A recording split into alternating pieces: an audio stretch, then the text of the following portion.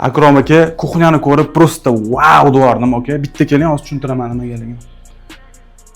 Aka, men o'ylashimcha, kuxnyamizga kamida $30,000 sarf qilingan. Nimaligini aytaymi, aka? Mana mebellarimizni riflonli stilda qilingan, e'tibor berishingiz mumkin, Akrom aka. Bundan tashqari, mana bu yerdagi servirovkamiz, ularning rangi, interyerimizga umumiy uyg'unligi juda ham idealniy podobranniy. Bundan tashqari, aka, uyimizda stereo sistemamiz bor ekan, ya'ni mana bu yerdan bu narsani regulirovать qilsa bo'ladi. Oshxonada ayollarimiz ovqat qilishayotganda, yo qanaqadir mehmongarchiligi, tayyorgarchilik etayotganda muzika qo'yib, zo'r kayfiyatda ovqat tayyorlashsa bo'lar ekan. Bundan tashqari, aka, mana bu skriti mebellarimizning orqasida mana shunaqa texnikalarimiz bekilgan. Bu yerda, aka, muzlatgichimizni ko'rishingiz mumkin.